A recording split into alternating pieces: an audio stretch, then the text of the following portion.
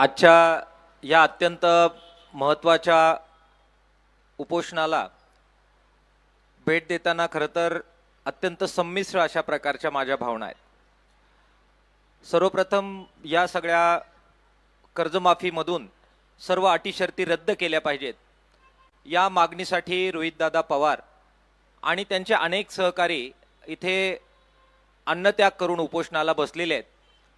महाराष्ट्राच्या सबंध शेतकरी समुदायाच्या वतीने, अखिल भारतीय किसान सभेच्या वतीने आणि मार्क्सवादी कम्युनिस्ट पक्षाच्या वतीने आमचे सगळे नेते इथे आलेले आहेत। आम्ही सर्व या उपोषणाला जाहीरपणाने मनापासून पाठिंबा व्यक्त करतो आहोत।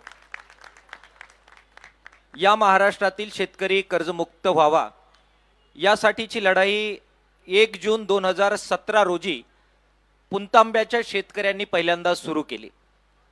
पुणतांब्याचा संप सुरू झाला आणि त्याच्यानंतर सबंध महाराष्ट्रभर ही चळवळ गेली आणि पहिली कर्जमाफी ही 2017 साली आपण सगळ्यांनी लढून मिळवली। त्यात सुद्धा ज्या अटी शर्ती होत्या त्या दूर करण्यासाठी एक प्रचंड लॉंग मार्च या महाराष्ट्रामध्ये निघाला, त्याचे तुम्ही आम्ही सर्व साक्षीदार आहोत। त्याच्यानंतर दुसरी कर्जमाफी महाविकास आघाडी सरकारने केली आणि त्यावेळी आमचा त्या सरकारला पाठिंबा होता, आम्ही संपर्कात होतो।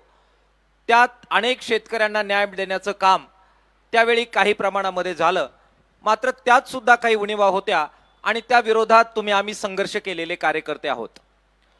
देवेंद्र फडणवीस साहेबांनी निवडणुकीच्या पूर्वी परत एकदा शेतकऱ्यांची कर्जमाफी करण्याचं आश्वासन दिलेलं होतं आणि म्हणून तुम्ही बोललात त्याप्रमाणे कर्जमुक्ती करा यासाठी एक जबरदस्त लढा परत आपल्याला उभा करावा लागला। बच्चू कडू यांनी त्यावेळी पुढाकार घेतलेला होता। राजू शेट्टी साहेब आहेत, रविकांत तुपकरजी आहेत, वामनरावजी चटप आहेत आणि आम्ही सगळ्यांनी खूप बैठका त्यावेळी महाराष्ट्रभर केल्या आणि एक जबरदस्त आंदोलन उभं राहिलं। त्यांच्या उपोषणाला मला वाटतं रोहितदादा आपण सुद्धा आला होतात आणि पाठिंबा दिलेला होता। या सगळ्या लढ्याचा परिणाम म्हणून सरकारने कर्जमाफी जाहीर केली, मात्र तेव्हा सुद्धा आमचे सगळे बाईट जर आपण काढून पाहिले तर आम्ही शंका उपस्थित केली होती की जी परदेशी समिती इथे नेमलेली आहे ही परदेशी समिती हा शेतकऱ्यांना कर्जमुक्त करण्यासाठी नव्हे तर या सगळ्या येऊ घातलेल्या कर्जामध्ये कशा प्रकारे अटी शर्ती लादायच्या हा कावा करण्यासाठी ही परदेशी समिती नेमलेली आहे हे आम्ही त्यावेळी सांगितलं होतं आणि आम्ही सगळ्या शेतकरी नेत्यांनी या परदेशी समितीवर बहिष्कार टाकला आणि ही रद्द करा, अटी शर्ती शिवाय कर्जमाफी द्या ही मागणी तेव्हा आम्ही सर्वांनी केलेली होती।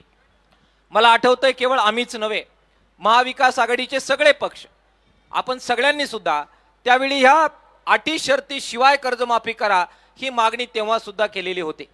आमची शंका रास्त होती। आज देवेंद्र फडणवीस सांगतायत की बिलकुल या अटी शर्तींचा कोणताही तोटा होणार नाही। परवा दिवशी रोहितदादा मी त्यांचा बाईट ऐकला, ते म्हणाले की हे सगळं जे काही विरोधी पक्ष आणि संघटना पसरवतायत की अटी शर्तींमुळे तोटा होणार, त्यांचं ऑन रेकॉर्ड सांगतायत लवंडेजी 99% शेतकऱ्यांना अटी शर्तीचा काही त्रास होणार नाही। हे बाईट परवा दिवशी सबंध मीडियामध्ये आदरणीय देवेंद्र फडणवीस साहेबांचे फिरलेले आहेत। आपण त्याचा प्रतिवाद केल्यानंतर आता काल त्यांचा परत नवा खुलासा आला रोहितदादांच्या उपोषणानंतर आणि किसान सभेनं शासनादेश सगळ्या महाराष्ट्रात जाळल्यानंतर खुलासा आला। ते आता म्हणतायत 70% लोकांना याचा काहीही तोटा होणार नाही, केवळ 30% लोकांनाच अटी शर्तींचा तोटा होईल। काही आकडेवारी या मंचावरून देवेंद्र फडणवीस साहेब आमच्या तुमच्या पुढे मला ठेवायची आहे। काल सुद्धा मी ती ठेवली आहे, काही लेखातून पण ठेवलेली आहे आणि याचा युक्तिवाद तुम्ही करा। तुम्ही जर हे खोडून काढलं आणि मान्य केलं की 70% लोकांना काही लाभ त्रास होणार नाहीये तर रोहितदादा आपल्याला सुद्धा काही आपला देह जाळण्याची गरज पडणार नाही। फक्त देवेंद्र फडणवीस साहेबांनी हे सिद्ध करून दाखवावं की कसा त्रास होणार नाही। 2-4च आकडेवाऱ्या मला मांडायच्या आहेत, त्यांनीच दिलेल्या आकडेवाऱ्या आहेत। देवेंद्र फडणवीस साहेब म्हटले 56 लाख शेतकऱ्यांना कर्जमाफीचा लाभ होणार आहे। स्वागत आहे, आकडा लॉक करूया। 56 लाख शेतकऱ्यांना तुम्ही लाभ देणार आहे। त्यापैकी तुम्ही सांगितलं 2019 मध्ये ज्या शेतकऱ्यांना कर्जमाफीचा लाभ मिळाला त्या शेतकऱ्यांना आता तुम्ही या कर्जमाफीमध्ये अट टाकली आहे की त्यांना आता 2 लाखाचा लाभ मिळणार नाही, त्यांना केवळ 50,000चा लाभ मिळेल आणि तो सुद्धा त्यांच्यावरचं 50,000पेक्षा जास्त कर्ज जर त्यांनी फेडलं तर त्यांना लाभ मिळणार आहे. म्हणजे हे 2019च्या कर्जमाफीमध्ये पात्र असणाऱ्या शेतकऱ्यांना तुम्ही अट टाकलेली आहे. किती शेतकरी असे, तर तुम्हीच प्रसार माध्यमांना दिलेल्या आकडेवारीनुसार असे शेतकरी 12,71,000 आहेत, ज्यांना 50,000च्या आत OTS केलं तर लाभ मिळणार आहे. नियमित कर्जदारांना तुम्ही 50,000च देऊ घातलेले आहेत, त्याच्यावर मागच्या सरकारपेक्षा जास्त कडक अट टाकली आहे आणि सांगितलं की आम्ही हे 50,000 देऊ, पण कधी किमान 4 वेळा तुम्ही कर्ज भरल्याचं सिद्ध केलं पाहिजे. ही अट टाकली आहे तुमच्या सरकारने 50,000 रुपयासाठी सुद्धा. असे शेतकरी किती आहेत? तुम्हीच आकडा दिलाय 23,63,000 असे शेतकरी आहेत जे 50,000च्या आत तुम्ही प्रोत्साहन अनुदान देणार आहे, त्याच्यावर 4 वेळा कर्ज भरल्याची अट तुमच्या सरकारने टाकलेली आहे. बेरीज करा ह्या दोघांची, तो आकडा होतो 12,71,000 2019चे लाभार्थी शेतकरी ज्यांना तुम्ही देणार नाही, 50,000च्या आत देणार, आणि 23,63,000 जे नियमित शेतकरी आहे त्यांना 4 वेळा कर्ज भरायची तुम्ही अट टाकलेली आहे.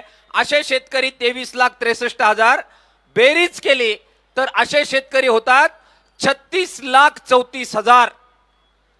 56 लाख शेतकऱ्यांमधून तुम्ही हे 36,34,000 शेतकऱ्यांची तुलना केली तर त्यांचं पर्सेंटेज होतं 65% शेतकरी, ज्याला तुम्ही ह्या जाचक अटी लावलेल्या आहेत.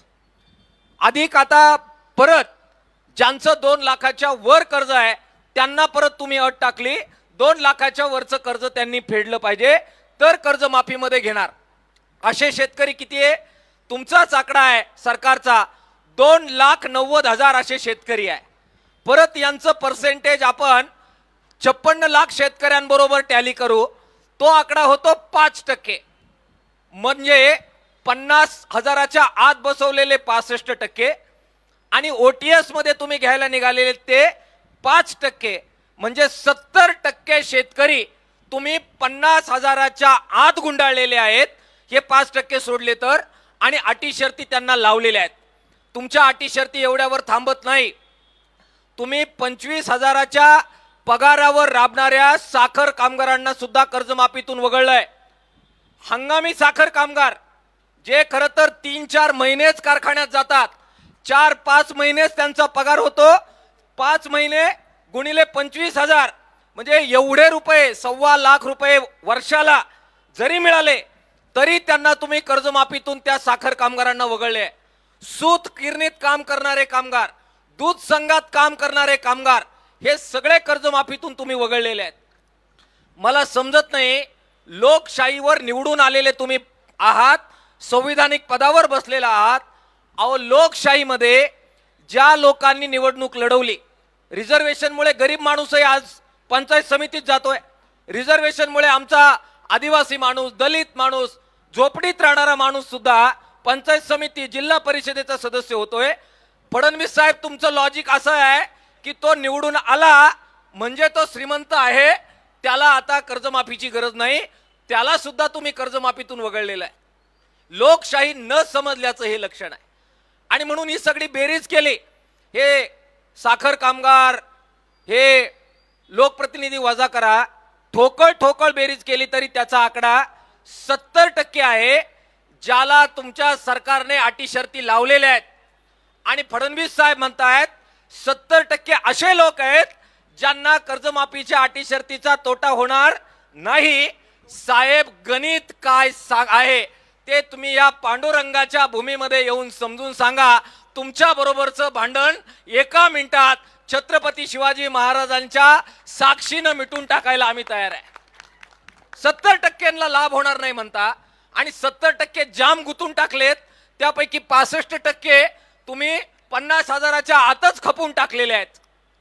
त्यामुळे तुमचा कावा हा बरोबर शेतकऱ्यांच्या पोरांना समजतोय. आणि म्हणून आज आम्ही यांना पाठिंबा द्यायला रोहित दादांना आलो. किसान सभेने एक भूमिका घेतलेली आहे. आमचे राजकीय पक्ष, राजकीय विचार, आमचे राजकीय डावपेच शेतकरी आंदोलनाच्या आड येता कामा नये असं वागण्याची भूमिका 2014 पासून आम्ही सातत्यानं घेतली. उद्या भाजपचे लोक उपोषणाला बसले दादा, आणि त्यांची मागणी जर बरोबर असेल तर हे लाल बावट्यावाले त्यांना पण पाठिंबा द्यायला बिलकुल मागे हटणार नाही. ही शेतकऱ्यांबद्दलची आमची कमिटमेंट आहे. आणि म्हणून आपण बघा, बच्चू कडू उपोषणाला बसले, राजकीय मतभेद आहेत, ते वेगळ्या विचाराचे आहेत, परंतु आम्ही सगळी शेतकरी नेत्यांनी बैठक केली. आम्ही आपसात फोन केले, राजू शेट्टी साहेब आहेत, रविकांत तुपकर आहे, आम्ही एकत्र बोललो, वामनराव चटप आहे, आणि आम्ही म्हटलो आपलं राजकारण आपण आपल्या आपल्या वेळी करू. पण शेतकरी माय माऊली शेतात राबते, तो आज आत्महत्येच्या दारात आहे. आपण बाजूला ठेवू. सगळ्या शेतकरी संघटना प्रमुख आम्ही एकत्र आलो आणि विदर्भाच्या आंदोलनामध्ये सामील झालो. आज ज्यावेळी रोहित दादा पवार ते एका पक्षाचे आमदार आहेत, एका पक्षाचे नेते आहेत, वैचारिक पातळीवर महाविकास आघाडी म्हणून आमच्यामध्ये काही मतभेदाचा मुद्दा नाही, त्यामुळे वैचारिकरित्याही ते आमच्या जवळचे आहेत. पण केवळ तेवढा मुद्दा नाहीये, ते शेतकऱ्यांसाठी लढतायत. आम्ही काल राजू शेट्टी साहेबांशी बोललो, मी स्वतः रविकांत तुपकरांशी पण बोललो. आपल्या फोन झाल्यानंतर त्यांना विनंती केली की आपल्या आपल्या आंदोलन चालू राहतील. किसान सभा आमच्या पातळीवर आम्ही लढतोय. आम्ही महाराष्ट्रभर या आदेशाची होळी केली. काल कृषी मंत्र्यांना आमचं सगळं शिष्टमंडळ जाऊन भेटलं. वो लढाई जारी रहेगी, उसमें कोई दो राय नहीं है. परंतु आज ते लढतायत तर आपण त्यांच्या पाठिंब्याला गेलं पाहिजे. आणि मला खात्री आहे की राजू शेट्टी साहेब, रविकांत तुपकर साहेब आहेत, वामनराव चटप आहे, हे सगळे शेतकरी नेते शेतकऱ्यांसाठी जो जो प्रामाणिकपणानं लढेल, राजकारण नंतर आम्ही जाणार, पाठिंबा देणार आणि मागे उभे राहणार आणि शेतकऱ्यांच्या बाजूनं त्या बाबतीतली भूमिका आम्ही घेणार आहोत. रोहित दादा, आपण मागण्या ज्या केल्या त्या अत्यंत रास्त मागण्या आहेत. अटी शर्ती काढून टाका आणि 7-12 कोरा करा, इतकं साधं आपलं त्याच्यामध्ये म्हणणं आहे. तुमची एक भूमिका मला आवडली, ही चर्चेच्या गोंधळात पडायचं नाही.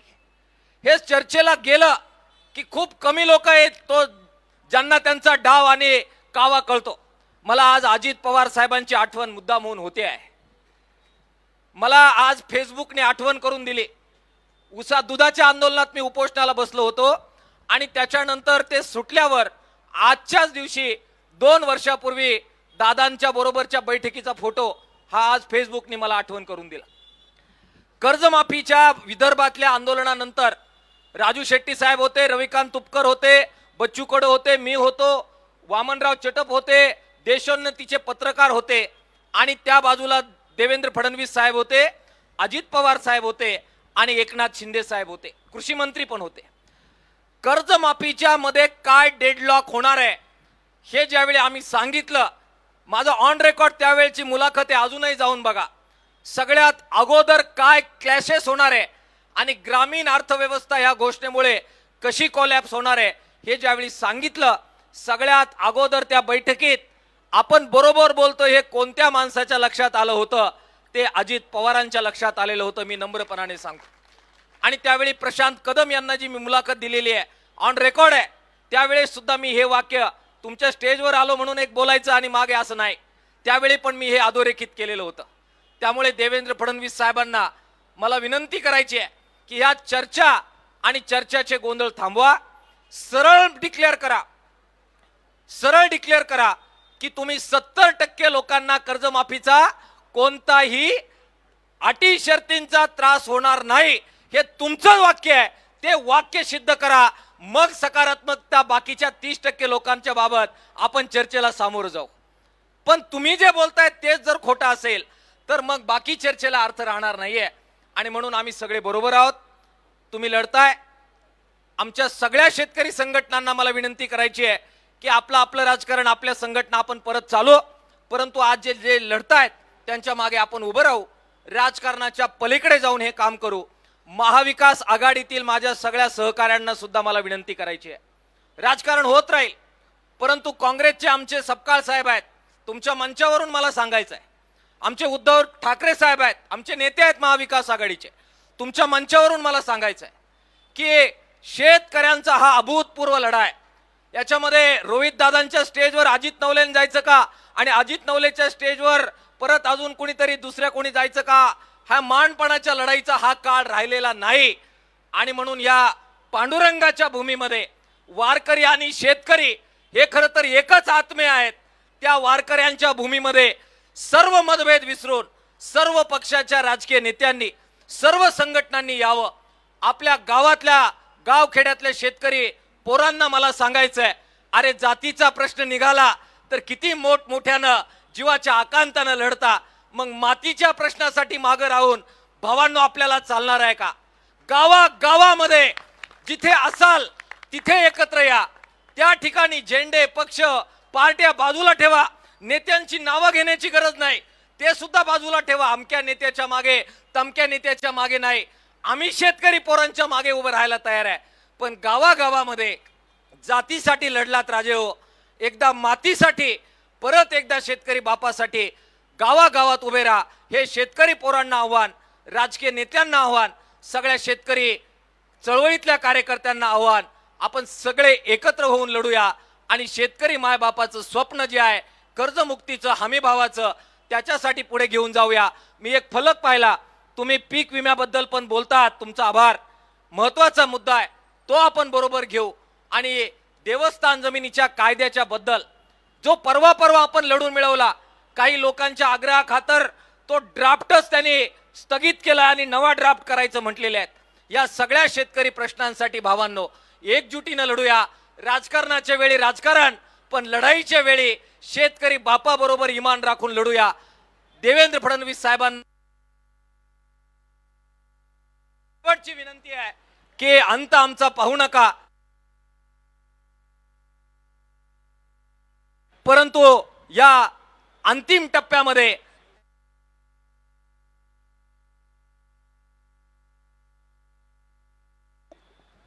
देवेंद्र फडणवीस साहेबांना आम्हाला विनंती करायची आहे की राजकारणाच्या वेळी राजकारण होईल, पण यावेळी कृपा करून राजकारण बाजूला ठेवूया. या पांडुरंगाच्या भूमीमध्ये छत्रपती शिवाजी महाराजांच्या पुतळ्याच्या समोर चौकात तुम्ही बसलात. या दोन आराध्य दैवत जे या मातीचा आहे त्याच्या साक्षीनं एक चांगला निर्णय देवेंद्र फडणवीस साहेब होऊन जाऊ द्या. सबंध 7-12 कोरा करा. तुमचं जाहीर आभार मानलायला आम्ही सगळे तुम्ही म्हणाल तिथे यायला तयार आहोत. बस इतकंच आपल्या पुढे बोलतो. पूर्ण ताकदीनं किसान सभा आपल्या बरोबर आहे असं पुन्हा एकदा जाहीर करतो.